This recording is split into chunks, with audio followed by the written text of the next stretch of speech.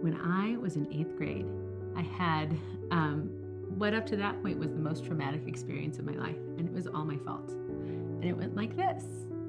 I was in math class, and I hadn't done my homework in a while, and we had a pop quiz. And our teacher let us grade the pop quiz ourselves, which was great because I didn't have any of the answers correct. I would have had like a 40% or something like that. And I, being my 8th grade self, decided I was going to be a little bit tricky. And while she was reading the answers off and we were grading the test, I was filling them in because I'd left the ones blank that I didn't know. And I, being my super tricky 8th grade self, still left a couple of them wrong so that I wouldn't get 100% on the quiz, but it got my grade up from like a 40% to like an 80% or something like that. And I thought I was so tricky, and I was like, oh, I got an 80% on this, look at me, to all my friends.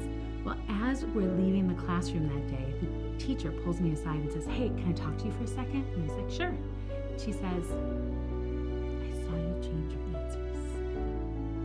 I'm going to give you the grade you were supposed to have, and let's just not do that anymore. And I was mortified and embarrassed and horrified and all the things that you would feel. And I just remember feeling so grateful for her mercy, because that's really what that was. She saw me cheat, and instead of giving me the punishment, which actually could have been even suspension, because I cheated it was on test. I cheated on a test. I could have been suspended, and instead she just pulled me aside, said, I know you're a different person than this. I'm going to give you the grade you deserve. Please choose differently in the future. And she trusted me, and she showed me both love and mercy in that moment. And I never, to this day, forgot it. I also have never cheated on a test again, because I'm like, they know, they always know, they'll know.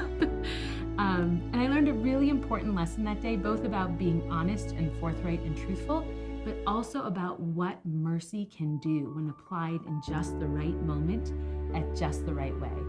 And that's what that teacher did for me in 8th grade all those years ago. And it makes me think of God's mercy for us and how it's the exact same way. Sometimes we think about this merciful God and it makes him seem less powerful in our eyes because, oh, God will just give us mercy, it's fine. But true mercy is that teacher telling me, I'm going to give you what you deserve, but not what you could have gotten, not the full punishment, just the original grade that I should have gotten. And God's mercy is the same way. Let me just meet you exactly where you are and save you from the worst consequences of what you're doing to yourself, because I love you too much to let you get there. And that reminds me, in so many ways, God shows us his mercy, and his mercy is really an outpouring of his love for us. And that's exactly what God did when he sent Jesus. And that's what we're celebrating in this Advent season, is the birth of Christ, God's truest expression of mercy.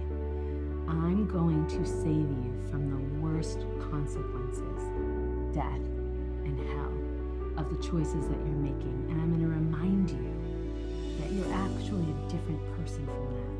I'm going to give you a chance to follow Jesus and become Christ-like as you're transformed by looking at me. That's the truest sense of mercy, and that's the most intense form of love that I can imagine. So as you think about God's mercy for you this week, think about one way besides the birth and death and resurrection of Christ, which is the most intense form of mercy. Think about one way he's just shown mercy to you in this season or in the past few seasons of your life. And I just want you to take a moment and give thanks to God for his mercy. Praise the Lord that he loves us wholeheartedly and he shows us his mercy.